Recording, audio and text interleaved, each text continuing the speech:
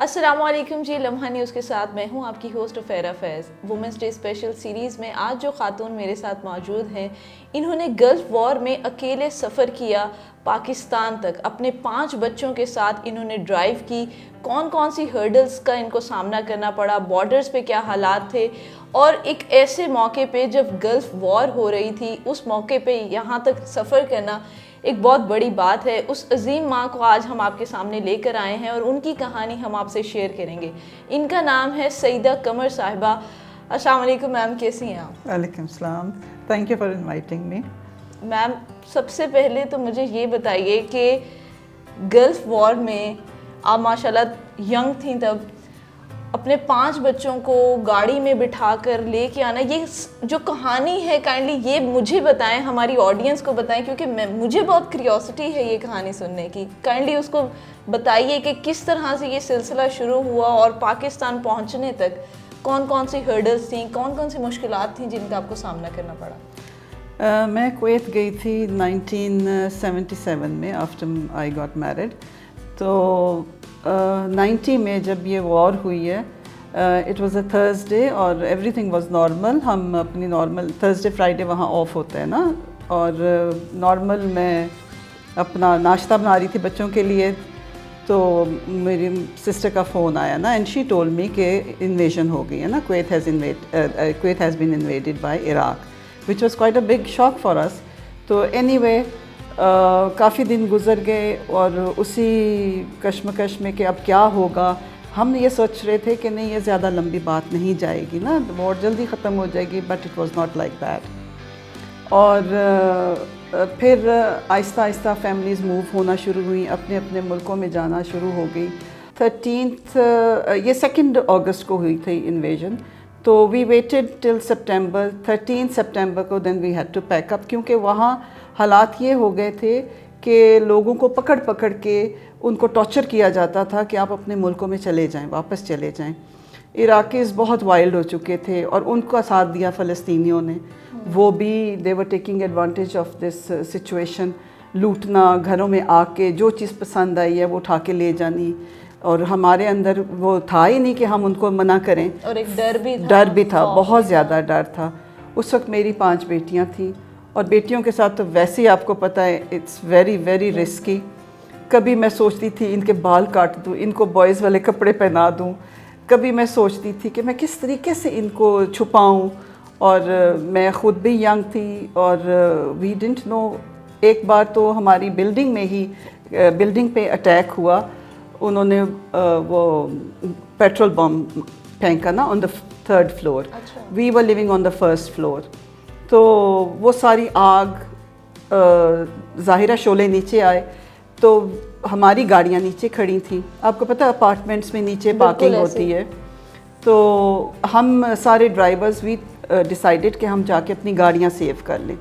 جیسے ہی ہم نیچے پہنچے ہیں تو اپنی گاڑی ہم نے ابھی تھوڑی ریورس ہی کی تھی، تو فرام نو ویئر 7 ٹرکس آ گئے ود عراقی سولجرز، اور انہوں نے ہمیں گھیر لیا۔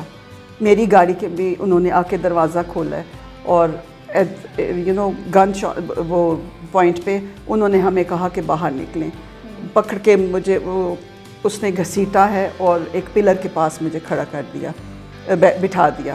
آئی واز دا اونلی وومن نا اس وقت، تو باقی جتنے ڈرائیورس تھے دے ور جینٹس، میرے ہسبینڈ بھی اس میں تھے، ان کو لے کے وی ڈنٹ نو وہ کہاں چلے گئے، اکراس دا روڈ نا، ان کو لے گئے، ہینڈز اپ کرا دیا اور ان کو لے گئے۔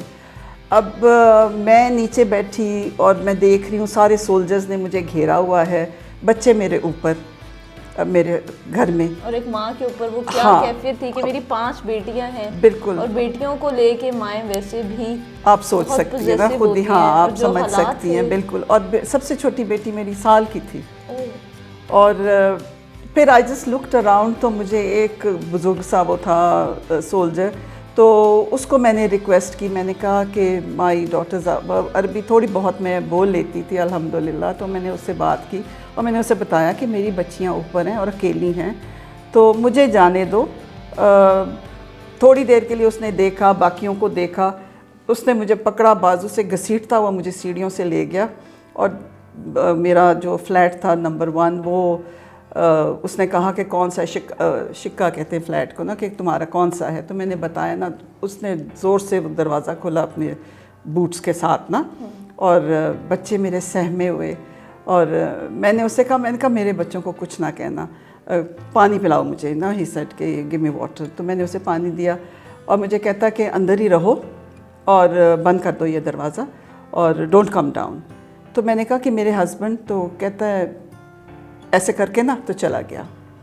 سو I was with my daughters. کچھ وہ میرے نیبرز بھی نیچے آ گئی تھیں گھبرا کے, پاکستانیز تھیں وہ بھی.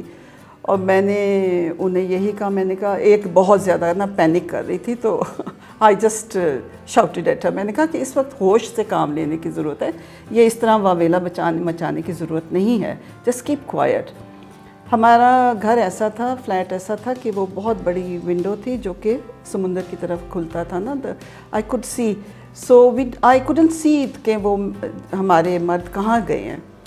تھوڑی دیر میں نے انتظار کیا. آئی کیم ڈاؤن اگین اور I found that soldier again. تو میں نے اس سے کہا, میں نے کہا کہ کہاں ہیں ہمارے مرد نا.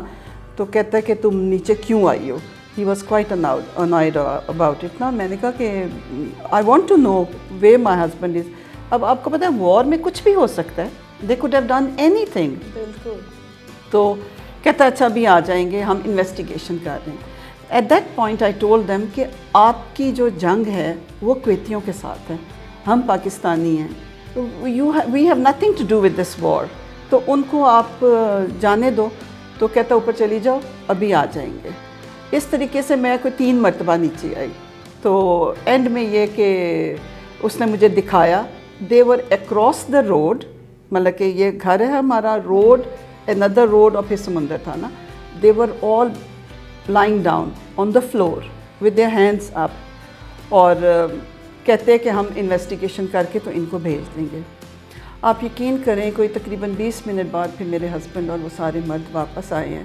They were all burnt, their chests were all burnt, کیونکہ 53 ٹیمپریچر جا رہا تھا, سپٹمبر کا مہینہ اور گلف کی گرمی. تو الحمدللہ they came back. اور پھر ہم یہی سوچا کہ اس طرح اب گزارا نہیں ہے, we have to leave the country. اس کے بعد ہم 13th سپٹمبر کو we packed a few things. گاڑیوں میں ہم کیا لا سکتے تھے. ایک چیز جو مجھے تھا, میں نے کہا کہ میں اپنی گاڑی نہیں چھوڑوں گی. I was working over there. تو 6 months پہلے میں نے وہ گاڑی لی تھی قسطوں پہ.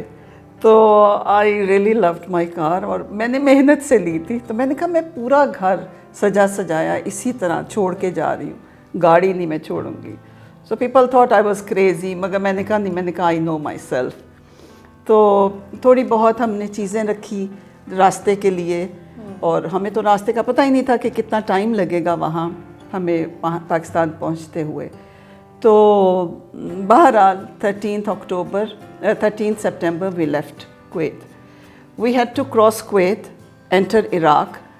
اور عراق میں جا کے پھر انہوں نے کہا کہ یہ گاڑیاں کویتی نہیں ہیں, یہ عراقی ہیں, ان کی نمبر پلیٹ چینج کرائیں. That took us about 1 day. تو اب وہاں کچھ بھی نہیں تھا, وہاں کوئی سایہ نہیں. 2-3 نا ٹرکس کھڑے تھے وہاں بڑے بڑے. میں نے اپنی بچیوں کو اس کے نیچے بٹھایا, سایہ تھا, ٹرک کے سائے میں بٹھایا. تھوڑا بہت میں نے ان کو کھانے کو دیا. آئی ہیڈ نو آئیڈیا کہ کتنا ٹائم لگے گا اس آفس میں. There was such a long line, اور سارے مرد. اور پاکستانیوں کا میں اب کیا کہوں. بہرحال it was a tough time for me کہ میں اس لائن میں کھڑی ہوئی, میری باری آئی, مجھے وہ نمبر پلیٹ ملی. بچے میرے باہر بھوکے تھے, مجھے پتہ تھا کہ, تو بڑی بیٹی اس وقت میری کلاس 8th میں تھی, تو she was looking after them. Anyway we came back, اور گاڑیوں کی ہم نے پلیٹس چینج کرائیں. ہم عراق بارڈر تک پہنچے ان اباؤٹ 2 days. موصل تک پہنچے ہم. بارڈرز کے اوپر کس طریقے سے اس ٹائم میں لوگوں کو ٹریٹ کیا جا رہا تھا, اور خاص طور پہ آپ اپنی 5 بیٹیوں کے ساتھ ایک ماں, کس طرح سے آپ نے اپنے بچوں کو کنونس کیا, ان کو ایک حوصلہ دینا ان تمام تر حالات میں, ان کو گاڑی میں بٹھانا, کون سی چیزیں آپ نے کھانے کی بھی لمیٹڈ چیزیں ہی انسان لے کے چلتا ہے. جب آپ کو راستے کا آئیڈیا نہیں ہے کہ کتنے دنوں تک ہم اپنی ڈیسٹینیشن پہ پہنچیں گے, آپ کے پاس جو اپنی رقم ہوتی ہے وہ بھی آپ اتنی زیادہ نہیں لے کے جا سکتے. بالکل. اور اتفاق ایسا ہی رقم سے مجھے یاد آیا, فرسٹ کو وہ کویتی آیا کرتا تھا کرایہ لینے کے لیے, تو پتہ نہیں کیوں اللہ کی طرف سے وہ اس دن نہیں آیا. سیکنڈ کو وہ یہ اٹیک ہو گیا, تو وہ کرایہ جو تھا نا اس وقت وہ گھر میں تھا ہمارے پاس, آئی تھنک 150 دینار تھے شاید, اور سیل ہو گئی تھی بینکس اسی وقت, بینکس انہوں نے سیل کر دی. تو کچھ چیزیں ہمیں بیچنی پڑی, الیکٹرانکس ہم نے, جیسے وی سی آر, تب تو یہ وی سی آر ہوتا تھا نا, پرانی بات ہے, تو وہ ہم نے بیچی. They were really after these electronic gadgets نا, Iraqis they didn't have so much sense. تو اس سے آپ اندازہ لگائیں, میں سینس کی بات کر رہی ہوں. ہمارے قافلے میں نا 10 گاڑیاں تھیں, ان میں ایک گاڑی میں ایک نرس بھی تھی جو کہ وہاں ہاسپٹل میں جاب کرتی تھی. وہ بتا رہی تھی کہ ایک عراقی وہاں آیا سولجر, اس کا پیٹ واش کرنا پڑا نا کیونکہ ہی واز ویری ill. تو بلیو می, آپ شاید سوچیں کہ میں ایگزیجریٹ کر رہی ہوں, اس میں سے کریم 21 اور نان نکلا, ہی تھاٹ کہ یہ دہی ہے. دے ڈنٹ نو, اور ان کو صرف دہشت پھیلانے کے لیے وہاں بھیجا گیا تھا, اور ان کو اتنا بھی نہیں پتا تھا کہ یہ کھانے کی چیز نہیں ہے. اور وہ نرس کہتی کہ اس کو پھر ہم نے پھر اس کا پیٹ واش کیا اس کا, and he was okay, he went back. اور وہ کہہ رہی تھی کہ انہوں نے انویڈ تو کر لیا ہے, what they are going to make of Kuwait only Allah knows, کہ یہ کیا کریں گے. ہم وہاں بارڈر انہوں نے بند کر دیا تھا کیونکہ کچھ پولیٹیکل حالات ایسے ہو گئے تھے کہ پاکستان کے وہ اگینسٹ ہو گیا تھا Saddam Hussein. So we were stuck on the border for 8 days and 7 nights. تو ہم نے یہ کیا کہ اپنی ہمارے قافلے میں جو گاڑیاں تھیں ان کو سائڈ بائی سائڈ کھڑا کیا, تھوڑا ڈسٹینس چھوڑ کے. تو جو چادریں تھیں بستروں کی وہ ہم نے دروازوں کے بیچ میں شیڈو کے لیے نا. تو دن میں اپنی بچیوں کو, باقی بھی میرے مطلب کہ اور بھی جو تھے ان کے, ہم شیڈ کے ساتھ ساتھ بچوں کو بٹھا دیتے تھے کہ یہ دھوپ سے بچے رہیں. اور اتنا ٹیمپریچر, ہاں, کھانے کے وسائل بھی لمیٹڈ. بالکل. تو بہرحال وہاں وہ آتے تھے چھوٹے چھوٹے بچے, عراقی ہی نا, ہاکرز ٹائپ نا, بیچنے کے لیے کھانا. یا تو 7ویں دن پھر یہاں وہ تھے Sahabzada Yaqub Khan, he was foreign minister at that time. تو he came to Kuwait, to Iraq, he talk to Saddam Hussein. تو سم ہاؤ کوئی نیگوسیشنز ہوگی اور بارڈر کھول دیا گیا. بارڈر کے اوپر آپ لوگوں کے ساتھ کس طرح کا رویہ اختیار کیا جاتا تھا؟ مطلب ایک عورت ہونے کے ناطے آپ کو وہاں پہ کون سی ہرڈلز کا سامنا کرنا پڑا؟ آپ سوچیں کہ ہمارے پاس وہاں پانی نہیں تھا, سینیٹیشن نہیں تھی, کوئی ایسا وہاں کوئی بہت اوپر پہاڑ کے جا کے دوسری سائڈ سے ہمیں پانی لانا پڑتا تھا, وہ بھی لمیٹڈ, اور بڑی کنجوسی سے وہ پانی کتنی بڑی نعمت ہے یہ تو تب بھی ہمیں اندازہ نہیں ہوتا, ہم ڈیلی بیسس پہ جو ایسے ضائع کرتے ہیں. ہاں بالکل. تو any way this is a very long story, تو میں شارٹ ہی بتاتی ہوں کہ وہاں پہ یہ اسی طرح ہمیں لمیٹڈ کھانا ملتا تھا, جو بھی ملا وہ کھا لیا, اور اگر روٹی تھوڑی سی بچ گئی اس کو بچا لیا نیکسٹ ٹائم کے لیے, ورنہ تو کہاں اتنا وہ کرتے ہیں نا, اور کیئرلیس ہو کے چیزوں کو ضائع کرتے ہیں. شکر کرتی ہوں میں کہ میری بچیوں نے مجھے تنگ نہیں کیا, بہت صبر سے بہت اچھے طریقے سے وہ رہیں. اور چھوٹی والی بیٹی میری وہ بہت بیمار ہوگی, اس کو ڈائسینٹری, ہاں جی, تو اسے ڈائسینٹری بہت سیویئر ہوگی. اب اس نے کیونکہ ہمیں ایران کے تھرو نہیں جانے دیا, جب بارڈر کھلا بھی نا, we had to enter Turkey. We had to cross Turkey completely, then enter Iran. بالکل ایک اپوزٹ بالکل, وہ بہت لمبا راستہ بن گیا ہمارے لیے. تو ایران میں جب ہم پہنچے تو جو چھوٹی والی میری بیٹی تھی نا, اب میں بھی ظاہرہ انسان ہوں, عورت تھی, میں تھک گئی تھی ایک پوائنٹ پہ آ کے. ہم یوں کرتے تھے کہ 5 بجے تک ہم ڈرائیو کرتے تھے اور پھر کہیں نہ کہیں پڑاؤ ڈال لیتے تھے نیچے چادر بچھا کے گاڑیوں میں. تو نیچے بچوں کو سلا دیتے تھے, ریسٹ کرا دیتے تھے. تو میری کہیں آنکھ لگ گئی, تو بیٹی میری جو چھوٹی والی نا وہ لیٹی ہوئی تھی ادھر ہی زمین پہ فٹ پاتھ پہ, تو اس کے آنسو نکل رہے تھے مگر آواز نہیں آ رہی تھی. شی واز سو سک. آج بھی مجھے وہ تکلیف جو ہے نا محسوس ہوتی ہے. تو قافلے میں سے ہی ایک اور کپل, انہوں نے اسے اٹھایا اور وہ اس کو لے گئے ڈاکٹر کے پاس نا. لینگویج بیریئر بھی تھا, بہرحال سمجھو کہ اس کو وہ دوائی لے کے تو آ گئے. جب میں اٹھی ہوں تو میں نے دیکھا کہ ہیرا میری بیٹی نہیں ہے نا, تو مجھے بتایا میرے ہسبینڈ نے کہ وہ اس کو لے کے گئے ہیں. تو پھر یہ کہ I would rather not talk of this, میں بہت ایموشنل ہو جاؤں گی. ہم نے عراق کراس کیا اینڈ وی انٹرڈ بلوچستان. وہاں کا جو تھا بارڈر, ادھر پھر ہمارے وہی رجسٹریشن اور وہ کچھ فارمیلٹیز اگین, اور that was a tough time. We had entered Pakistan, لیکن اس کے باوجود بھی مشکلات, مگر ہاں مشکلات بہت تھی. اور تب تو وہ تفتان کی سڑک بھی اس قدر خراب تھی, ابھی بھی سنا ہے ویسی ہی حالات ہیں وہاں پہ. اور we came to Lahore. It took us about exactly 30 days, ایک مہینہ کویت سے پاکستان آتے ہوئے. 8 دن تو ہم وہاں تھے نا, پھر ٹرکی, پھر ایران, پھر بلوچستان, پھر Lahore. So 14th October we entered Lahore. اور ہمیں لگتا تھا کہ بس اب ہم آ گئے ہیں, اب سب کچھ ہرا ہرا ہو جائے گا, پر ایسا نہیں ہوا. پاکستان پہنچنے کے بعد جو آپ کی ڈیسٹینیشن تھی, جو آپ کی منزل تھی, یہاں پہنچنے کے بعد اوبویسلی آپ کی فیملی بھی تھی یہاں پہ, تو ان کی طرف سے آپ کے لیے کیا رویہ تھا؟ ویلکمنگ تھے, پاکستانیوں نے آپ کو ویلکم کیا؟ جب ہاتھ خالی ہوتا ہے نا تو کوئی ویلکم نہیں کرتا, چاہے کوئی بھی ہو.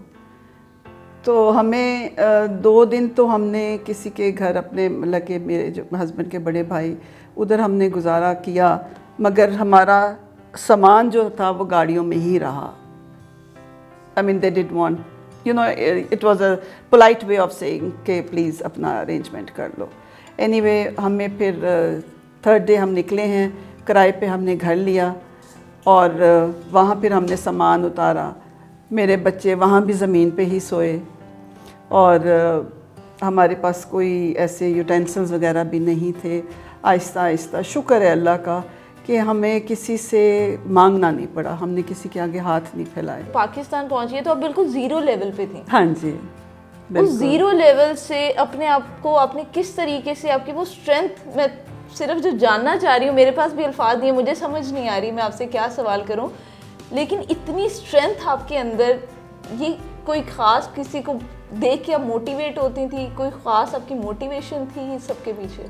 سب سے پہلے جو میں نے کوشش کی وہ میرے بچوں کے ایجوکیشن کے لیے, ماڈل ٹاؤن میں ایک اسکول تھا, میں وہاں گئی. الحمدللہ مجھے وہاں جاب بھی مل گئی ایز اے ہیڈ, اور میرے بچوں کا ایڈمیشن بھی ہو گیا. اور آپ دیکھیں حالات کیسے بھی ہوں, آئی ڈونٹ تھنک کہ ہمیں واویلا مچانا چاہیے, ہمیں سیلف پٹی نہیں ہونی چاہیے. اگر میں عورت ہوں تو سو واٹ, انسان تو ہوں نا, ہمت تو ہے نا, اور کیوں نہ کروں میں ہمت. جب اللہ نے ہمیں بنایا ہے, ٹھیک ہے ہم مرد سے 1 نمبر کم ہی ہیں, مگر اگر ہم ہمت کریں تو وہ مرد بھی جو ہے نا اس میں زیادہ ہمت آ جاتی ہے. اب میرے husband he had a very good job over there, وہ کویت نیشنل پیٹرولیم کمپنی میں کام کرتے تھے, مگر اس وقت وہ زیرو ہو گئے. اور ہمارے حالات ایسے ہوئے کہ میں جس اسکول میں ہیڈ تھی وہ وہاں وین چلانا شروع کی انہوں نے. ہمیں کوئی شرمندگی نہیں ہوئی, وہ بچوں کو پک اینڈ ڈراپ کرتے تھے. آئی مین اس میں کیا برائی ہے, محنت ہی ہے نا. تو میں تو سلوٹ کرنا چاہوں گی آپ کو, میری طرف سے, میری ٹیم کی طرف سے میں آپ کو سلوٹ پیش کرتی ہوں. اور میں چاہتی ہوں کہ آپ لوگ ان کی کہانی سے کچھ سیکھیں, آپ لوگ اپنے اندر پیشنس پیدا کریں کہ ہماری زندگی میں آنے والی جتنی بھی مشکلات ہیں ان کا حل موجود ہے. اگر آپ اپنے مائنڈ کو ریلیکس رکھیں گے اور اس سچویشن کے اکارڈنگ چلنے کا سوچیں گے تو آپ یقیناً اس مشکل سے باہر نکلیں گے. میم اینڈ پہ صرف ایک چھوٹا سا میں آپ سے سوال پوچھنا چاہوں گی کہ ان تمام تر خواتین کو آپ کیا میسیج دینا چاہتی ہیں جو وومنس ڈے پہ نکلتی ہیں پاکستان میں عورت مارچ کے نام پر، ان کے بارے میں آپ کیا کہنا چاہیں گی؟ یہ جو عورت مارچ میں جو لیڈیز نکلتی ہیں نا، یہ وہ نکلتی ہیں جن کے پاس سب کچھ ہوتا ہے. جن کے پاس کچھ نہیں ہوتا وہ بیچاری تو وہ تو اپنی آواز بھی نہیں نکال سکتی نا، وہ تو کہیں کسی پلیٹ فارم پہ آ بھی نہیں سکتی. آئی ڈونٹ تھنک کہ یہ عورت مارچ جو ہے نا کوئی پازیٹیوٹی کے لیے ہے. ہمیں اپنی سیلف پٹی ختم کر دینی چاہیے. ہم عورتیں ہیں، ہمیں اللہ نے بہت ٹیلنٹ دیا ہے، بہت ذمہ داری دی ہے، اور اس ذمہ داری کو پورا کرنے کے لیے ہمیں خود کو باہمت کرنا چاہیے اور سیلف پٹی ختم کہ نہیں میں عورت ہوں، میں نہیں کچھ کر سکتی، یا ہائی میں کیا کروں. No, it's not like that, it should not be like that. ہمیں ہر حال میں ہمت کرنی چاہیے اپنے لیے، اپنے بچوں کے لیے، اور اپنی فیملی کے لیے، اپنے گھر کے لیے. اور ویسے بھی مجھے لگتا ہے ایک بیمار ماں اور بیمار بیوی جو ہے نا 4 دن ہی برداشت ہوتی، 4 دن بھی زیادہ ہیں. اگر ہم خود کھڑے نہیں ہوں گے تو ہمیں پوچھنے والا بھی کوئی نہیں ہوگا. تھینک یو سو مچ میم، آپ کے ساتھ بات کر کے بہت مزہ آیا. مجھے آپ کی کہانی سن کے مجھے ایک چیز ریلائز ہوئی ہے کہ میری زندگی میں جتنی ٹینشنز ہیں ان کی کوئی حیثیت نہیں ہے. امید کرتے ہیں کہ آپ کو ہماری آج کی یہ کہانی پسند آئی ہوگی. یہ کہانی نہیں ہے، یہ ریئل لائف کی ان کی اسٹرگل ہے، ان کی سٹوری ہے جو ہم نے فلموں میں دیکھی ہے، کہانیوں میں دیکھی ہے. لیکن اگر آپ کو ہماری یہ آج کی چھوٹی سی کاوش پسند آئی ہے تو پلیز اس کو لائک کریں، میکسیمم شیئر کریں اور ہمارے چینل کو سبسکرائب کر دیں. دیکھتے رہیے لمحہ.